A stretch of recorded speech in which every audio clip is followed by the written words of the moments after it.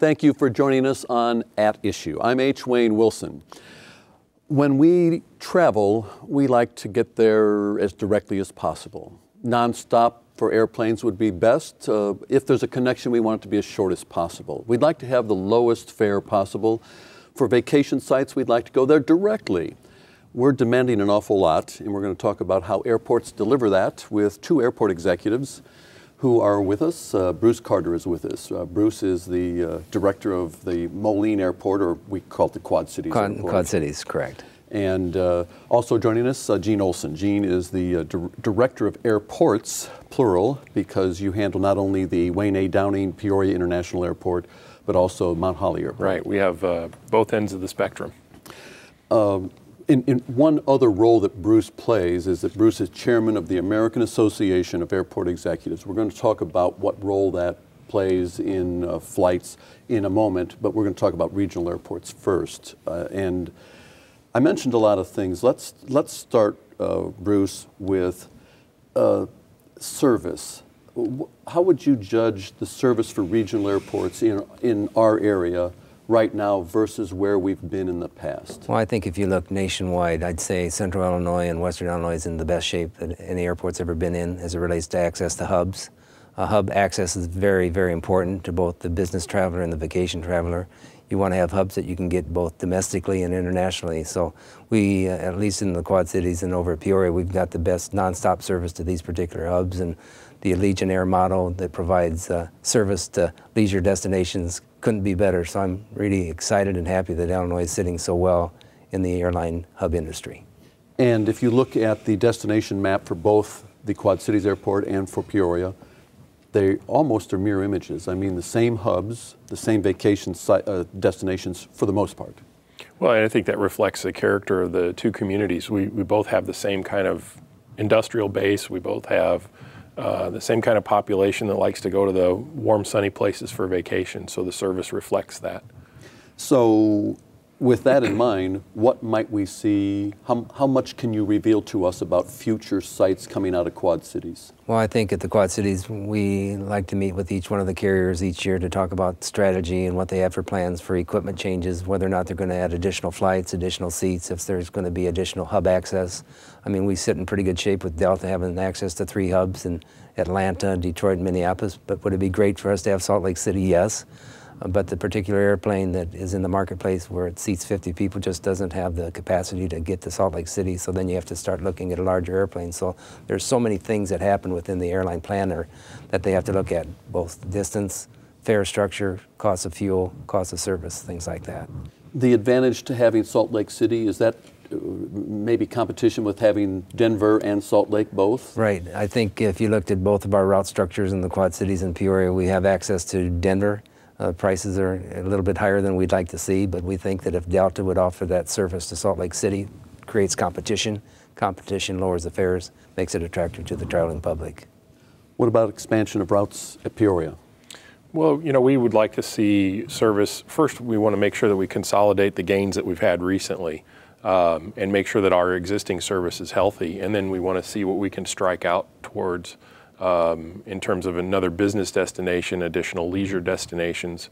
You know, we're working on international service. Those are all areas that we'd like to see. You know, East Coast, New England, those kinds of areas. For Peoria, it's really important to get to international markets, and that's what Atlanta has done for us. It's really increased our reach across the globe. Are you looking at, beyond the 48 continental states, are you looking at vacation destinations or? Peoria is kind of an interesting market because if you look at the people that are going internationally now, about 8.2% of our market is going internationally already. That's primarily business travel. And if you compare that to a place like St. Louis, for example, St. Louis only has about 5% international travel. So we're already, a higher proportion of our market is already going international. The piece that's missing on the international circuit is the leisure travel. So if you look at, you know, our potential market to Mexico and the Caribbean, we think that Peoria can support that. But it's a tough project to get done. How do you get airlines to agree to that? I mean, did you offer an incentive? For instance, you just recently got Atlanta service. Did you offer an incentive? We certainly did offer an incentive to Atlanta, and what it's all about is helping the airline mitigate the risk of the new service. So we did what's called a revenue guarantee, where you agree on, say, a price per flight, and if the revenue comes in higher than that, everything's great. If the price comes in lower, then the airport makes up the difference. And then that's got a maximum, in our case for that service, was $1.2 million over the course of a year. We don't think we'll have to spend the entire $1.2 million because the service is doing pretty well. But that is, that mitigates the startup costs and some of the initial having to change people's behavior to get them used to the new service. So you did have to spend some of that incentive money? Yeah, I think we will. We don't know the final numbers yet. And we're getting reports quarterly, but we'll probably have to spend some of it. We also invited Carl Olson to join us from Central Illinois Regional Airport in Bloomington. He was unable to make this, but I mentioned that because I want to talk about competition between airports. You guys you've known each other for a while, and you're friendly, and there's a lot of commonality between the airports. Is there a competitive nature as well? Big time competitive. Like we, up in our area, we compete against Cedar Rapids, which is only 80 miles apart. We compete a little bit with Peoria, which is 90 miles away. But there's competition among airports. But then at both of our locations, we have competition that we have to worry about at O'Hare. If a person's going to want to go internationally and they're concerned about traveling out of our airport to make that connection, that creates a little bit of a situation where we want them to fly out of our airport and not have to drive to Chicago. So there is a lot of competition, but it's all friendly. We're all professionals. We've been in the industry. We're friends. And we're all hoping that the airport does well. Do you work together in some cases? Probably on the biggest thing where we work together is on the big picture issues, the national issues. We all want to see an FAA reauthorization bill that funds airport development adequately. We all want to be able to get legislation passed that favors all the airports. So we work together on those things quite extensively. There is some legislation that will require, it's called the Regional Air Service, it's called Essential Air Service Bill, and it would require 1,500 hours for a pilot to qualify to fly a particular aircraft. The impact of that might be that the legacy carriers will then say, well, I need pilots with experience, so I'm going to grab this regional airline pilot, and I'm going to grab this regional airline pilot, and there are fewer and fewer military pilots coming into commercial realm. So might that impact service to airports like Quad Cities? I am concerned about it because at both of our locations we concentrate on the regional jet. The majority of our traffic is a 50-seat regional jet. If that requirement comes forward and the airlines, the legacies, start taking pilots from the regionals like the SkyWests, the Pinnacles, the Mesabas, the Atlantic Southeast, that concerns me a little bit because then what would happen? Do they park the 50-seat regional jet somewhere? Does that just decrease the service at our airport? So that is a big concern because 1,500 hours is a lot of hours. I mean, I'm a pilot. I have 2,800 hours, but I've been flying for 40 years. I mean, it takes a while to build up 1,500 hours. I mean, you just can't do it overnight. The military pool has decreased. That's where the airlines used to get the pilots. So it's a big concern on the regional level, in my opinion. And that's a process that has gone on continually where people come out of a flight school of some sort, flight instruct for a while, go work for maybe a charter operation for a while, maybe corporate aviation, and then eventually move up to the airlines. And the majors have always pulled talent from the regionals. I think the threshold changing is going to disrupt the marketplace for a while, but it'll eventually stabilize. And 1,500 hours, I kind of wonder where that number came from, but that's probably a different issue. Does the American Association of Airport Executives play a role in any of this kind of legislation or other legislation? AAA is our acronym for that, does that on an everyday basis in Washington. There are so many issues that we're on top of every day. Our people up on the Capitol Hill every single day. We've got about 5 people that do that, monitor the authorization bill, monitor anything that could change the industry. So our people are always constantly up there. As the chairman of the American Association of Airport Executives, I represent over 5,000 members worldwide at over 1,000 airports, and we spread the word of how important aviation is. We sponsored huge training programs because training is our personnel. I don't care if they're a public safety officer or if they're an operation personnel, always has to have the particular training to make us the safest airport operation in the world. What's the biggest topic right now for AAAE? Well, right now, the things as it's related to security, the Transportation Security Agency, that's one of our big concerns on what goes on with the things that they come up with. We have a new reauthorization bill. We won't have to address that for a couple more years because we have funding mechanisms in place. But the TSA is a situation where we've got to monitor that on a daily basis with things that they would require upon airports that could cause stress to us as well as cost to us. So that's the main thing that our organization is really looking at, TSA modernization. Let's talk about TSA. Changes in security procedures at your airport? There's no real big picture changes right now. The biggest one recently has been for TSA to try to make the screening process less predictable. So you may take your shoes off one day and have to empty a bag the next day. That's kind of a strange example, but you know, at our airport, they've opened up another lane for you know, folks in wheelchairs or needing special assistance in the screening process, so they can kind of short circuit the line. We're seeing increases in, I'll call them trusted traveler programs, for lack of a better word. Right now, those are just a few airlines and at a few airports. That's going to be growing, and I'd like to see Peoria be one of the first airports to sign up for that on the small side. We have, TSA's got a program called the VIPER program. It's Visual Intermodal Prevention and Response. Basically what that is you'll see people doing dog patrols, you'll see people in more like fatigue type uniforms, and it kind of causes a little consternation with passengers until they find out that they're just adding extra security for the holidays, for example. So we see those kinds of things going on. I'd like to add one more item. With 33 of the largest airports, the TSA has implemented a line called PreCheck. It's really catering to the frequent travelers of the major airlines to be able to get that person in a pre-check line where you don't have to take your shoes off, you don't have to take your laptop out of the case, you don't have to take things off your pocket, you don't have to take your belt off. And more airports are getting involved with that. That's what Gene says, it'd be fun to be able to get enough lanes at our airports to satisfy the corporate customer. I don't care if it's someone from Caterpillar or from John Deere. The other thing that's very important is the new global entry program. So say you're flying from London to the Quad Cities and you go through Chicago. If you're a member of Global Entry, it takes you 90 seconds to get through customs versus 45 minutes if you're in the line. That's something that airports nationwide are working on very, very diligently. You're working with you're going to develop a new customs area? That's right. We're looking, first of all, we have to build something because the facility we have doesn't meet customs standards now. So just to maintain what we have, we need to build a facility.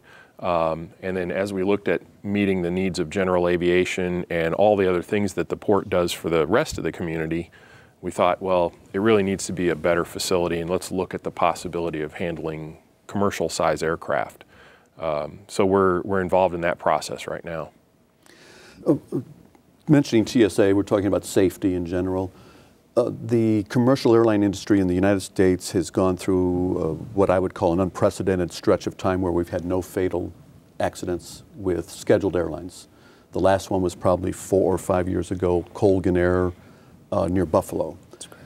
What role do regional airports and what role does AAAE play in terms of contributing to this safety? Well, with AAA, we provide programs on a daily basis. If an airport needs to have some type of training for their personnel that are on the airport, for example, doing runway checks or public safety officers making sure that your aircraft rescue firefighting equipment is in place. AAA has a huge monumental program, conferences and seminars every week throughout the whole United States on every item you would think about. I don't care if it's wildlife, if it's environmental issues, but AAA is #1 in the industry for that training. But we are under a microscope every day. The FAA comes in and inspects our airports annually. They check everything from the condition of the runways, condition of the taxiways, lighting, painting, markings, anything possible to make this the safest industry in the world. That's why we are, because we take care of our airports best of any industry in the United States or the world. There's a lot that goes on behind the scenes that a passenger would never see. And, you know, for example, we, and I'm sure the Quad Cities does too, we inspect our airfield twice a day, once in the daylight, once at night. If there's snow going on, it's a lot more than that. We inspect after thunderstorms, and all the information that we collect, it goes out over a national network, so pilots know what the conditions are at our airports before they ever take off from theirs. And Bruce mentioned the inspection process. We're probably one of the most heavily regulated industries in the world. And we spend a lot of capital for safety. All airports are in the process of implementing safety management systems to take a more proactive approach to safety. So you know, there's an old joke, and it's really true, that the most dangerous part of an airline trip is your drive to the airport.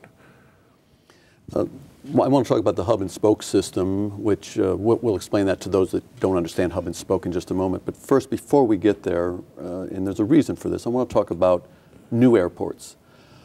What are your opinions in regard to the future of a possible third Chicago airport at Peatone, and also whether or not Central Illinois, and this might not affect you as much, Bruce, but we'll get to that with Gene, whether or not there be a bigger regional airport, maybe Lincoln-oriented, and shut down Central Illinois Regional, Peoria, Champaign.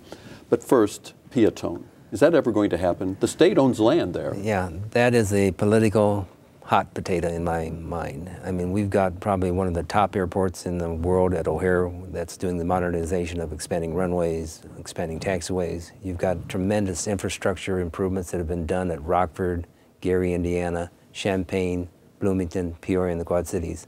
So I question why you would have to build a new airport when you have all the infrastructure and the capacity in place to satisfy the needs of the traveling public for the next 10 to 20 years. I have concerns about that. Would Peatone impact you? You know, I really don't think it would. Chicago has a second airport, Midway, already, and we really don't have service to Midway. Midway has a lot of good point-to-point service. There are connections available in Midway. I've used it myself, but I think what would happen is if Peatone is built, then our market will respond to whatever carriers go there. If you have the legacy carriers starting operations at Peatone, then you'll see service there. If you don't see that, then you won't. What about the possibility of, and understanding that Central Illinois Regional and Peoria both have new infrastructure, brand new infrastructure, what's the possibility of a larger regional airport with the idea that we'll have more destinations, bigger airplanes, things of that nature? Well, just because you have a bigger airport doesn't mean you're going to get more airplanes or bigger airplanes. Your market is still going to respond, you know, the airlines are going to respond to what your market is. And so I don't see consolidating all the local, you know, all the regional Central Illinois airports into one place as changing the market substantially, that you would automatically get bigger airplanes. You know, you're going to see aircraft size change over time in response to market forces. You know, right after deregulation, you saw airplanes get smaller. As airline consolidations happened, you saw airliner size get bigger. As fuel gets more expensive, you're going to see a phase out of the 50-seat regional jet in favor of larger aircraft. And so you'll see a decrease in frequency, but the seats will stay the same. There's nothing about consolidating an airport or building one consolidated airport that's going to help with that. And frankly, you're taking a situation where everybody's got a convenient airport now and making it so that everybody has to drive. I don't see the benefit of that. Plus, as you mentioned, we've all invested in our facilities, and so there's, you know, you'd be wasting that investment if you threw it all away and consolidated in one location. I really don't see that as an issue that anyone's pushing for anymore. Is convenience the name of the game? Convenience is the name of the game. And you know, I was the airport director in Peoria from '94 to '99, and this topic was discussed. But I don't think you'd see any additional hub access or any larger airplanes. I just think the time has come where you take care of your regional airports like we're doing today. We've all got excellent service to the best hubs in the world, to the best leisure destinations in the world. I mean, Bloomington's happy, Champaign's happy, Springfield's happy, Peoria's happy, and the Quad Cities happy. So I think that we should move forward and take that off the table, and no further discussion on that item. All right, I will not ask that question. And I'm the outsider, so I can say that because I won't have anybody from the Quad Cities driving down there. I won't ask the question ever again. But there is, you were talking about the types of regional jets and how jets change size depending on the conditions. We have two primary manufacturers of regional jets right now, Embraer and Bombardier. Correct. Mitsubishi is getting into the game. I don't know when their first jet's going to be delivered, but will that change anything? Because the SkyWest has ordered some Mitsubishi jets. Yeah, I was surprised that they were moving forward with the order that SkyWest put in for that particular airplane. You've got two tremendous manufacturers. Bombardier makes the nicest regional jets in the marketplace, the larger ones, which are the CRJ 700, the CRJ 900. The service that's offered by those particular carriers have first-class opportunities for those two airplanes. Embraer makes a tremendous product with an airplane of the Embraer 170, the 175, and the larger 195. So you've got two tremendous manufacturers that have great fuel-efficient, state-of-the-art airplanes. So I'd say Mitsubishi's going to have a struggle to get into the industry when you've got two strong manufacturers this way. You have a new airport, but you don't have a new tower, and you're going to build a new tower at some point in time. What role does the airport management play in developing the tower, and what role does the tower play in airline safety, et cetera? Well, I mean, the tower is critical in terms of safety, and you can have airline service where you don't have towers. There are airports in Illinois that are that way. Quincy's a good example, but it makes the operation so much safer. And when you get above a certain level of traffic, you need to have that tower. Our situation, every airport situation is a little different with regard to the tower. In some places, the FAA owns them and operates them. In our case, from the 50s, we own the building and leased the space to the FAA. So that relationship is probably going to continue. The old building, you know, we've done some demolition and reskinned the building and put in new HVAC in the old terminal because it's really just functioning as a tower now. But inside, the building's still old and, you know, still 60 years old and still falling apart. So we still need that new tower. And so our role in that has been to drive the project forward and to try to obtain funding on the national level for that asset. But we're probably going to continue to own it and lease it to the FAA, you know, into the future. A final topic, Bruce, I mentioned earlier, I wanted to talk about hub and spoke briefly. Hub and spoke system works fairly well until there's some weather problems. Are we fixing that in any way? I think the airlines are doing a tremendous job of trying to repair these situations with delays. I don't care if it's thunderstorms or snow or high winds. You've got infrastructure improvements in Atlanta, for example, where they built a taxiway around a runway instead of having to have airplanes wait to cross that runway after landing to get to the terminal building. You've got O'Hare with the new runway structure and a new tower being built. You've got airlines looking forward, so if they see a storm that's 2 or 3 days out, they waive the fees to change. They try to get people in and out of the facility at an earlier stage. So I think the airlines are doing a good job on it. You know, there's different laws that are coming out and not letting people stay on the airplanes very long. So both airports and airlines are being proactive to make sure that the customer is satisfied of not doing an inconvenience for them. So I think the airlines are doing a much better job. But we, at our airports in Peoria and the Quad Cities, we've got tremendous, tremendous hub access by very good legacy carriers. The thing I always tell passengers, you know, the media likes to have a story right before the holidays, and I always encourage the passengers to sign up for whatever automatic notification process the airline has, because they're going to know when there's a problem coming, and the airline is going to reach out to the passengers and try to warn them and say, hey, there's a storm coming, your flight's probably going to get canceled. And if you sign up for those programs, you can make alternative arrangements. the hub airports are using a bigger percentage of their capacity than the regional airports are. So the airport is almost always going to be open. Same thing in the Quad Cities. We're going to keep the runways clean. We're going to keep the airport usable. We've got to have the airline feeding the airplanes to us. And so the O'Hare modernization program, they're basically building a new O'Hare on top of the old one and operating both at the same time. But that's going to spread the runways out, increase their bad weather capacity, so it should get better over time. Okay, and with that, we are out of time. Wow, that went fast. So I want to say thank you to Bruce Carter, who is serving 2 roles in today's program. He's a director of the Quad Cities Airport in Moline, and also the chairman of the American Association of Airport Executives.